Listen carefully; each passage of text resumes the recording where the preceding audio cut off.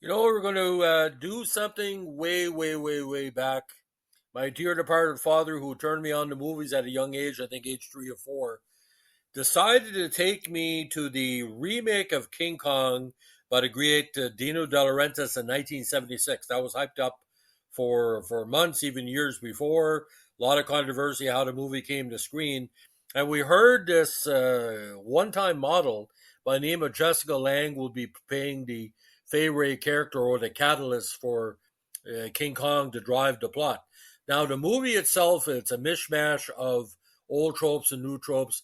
It was publicized so much you couldn't buy a comic book in 1976 or most of 76, leading up to the holiday season when it was released, not seeing a King Kong poster. And De Laurentiis said when Monkey Die, everybody cry. Pretty well, it wasn't the big box office bigger than Jaws he predicted, but did quite well. But the big problem in the movie for a lot of people was Jessica Lange. Although she turned out to be one of the greatest actresses of all time, in 1976, with no really formal method training, her performance was that of a late blooming hippie or a 1970s Stevie Nicks meets granola eating girl, like kind of a put on a lot of these what they call ingenue types, and she was supposed to be coming in as an ingenue. Now, Dad, we're driving home for the movie. I'll never forget it. He said, "I hope that's not our last movie. There's potential there." And sure enough, within 4, 5, 6 years, she was doing Frances. She was doing Tootsie. She ended up being probably one of the better actresses of the last 50 years. We saw, American Horror Story.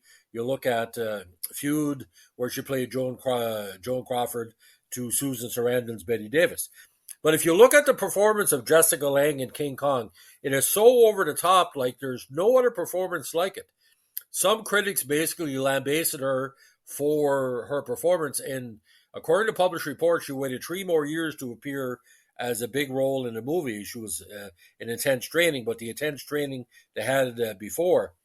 But De Laurentiis at the time was looking at different projects that would help his bottom line. Now, get this. He shot so much of this movie, or his director shot so much, when it came to television, De Laurentiis sold it for the TV rights for $20 million. There was an extra 30 to 45 minutes.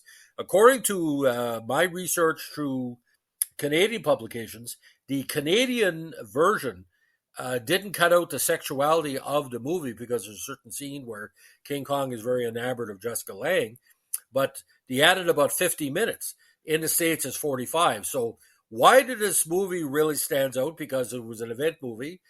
It was the Barbie of its time, and I explained this. Everybody was talking about King Kong because the 1933 movie was so successful on many levels, launched what they call special effects science fiction. It was 40 some years later. The big problem was, would King Kong remain in the public domain, or would it give an option for another studio to do sequels or a better story? But there was a time, ladies and gentlemen, and this is bizarre watching her in Feud, that Jessica Lange was a sex symbol. Okay, this was before Michelle Pfeiffer, before Susan Sarandon really became big, well before Julianne Moore, where you had an aspect of acting or the methods and sexuality in the same person. Now, what really didn't help as well, Jeff Bridges playing kind of a Thunderbolt and Lightfoot hippie version of his Jeff Bridges character, with Jeff Bridges playing Jeff Bridges. Like I said, not too bad for a performance. But we're at the theaters, and people are expecting more action. People are expecting a little bit more excitement. But all we see is Jessica Lange talking in kind of gobbledygook to, a big gorilla or big, monster that could eat her at any moment. She looked good. She smelled good, possibly. But the supporting cast didn't really do anything to help her, including Jeff Bridges. So as my dad said, there's always hope. If you're an up-and-coming actor or actress, you feel your first performance on stage or whatever didn't meet your needs, there's always hope. If Jessica Lange could really lay a big fart in King Kong, there's always hope for you, because all she had was goes up. And now she's considered one of the greatest actors of the last 50 years. Go figure. So if you like what we're doing here, give us a like, comment, subscribe, or share, and don't forget, praise Kong.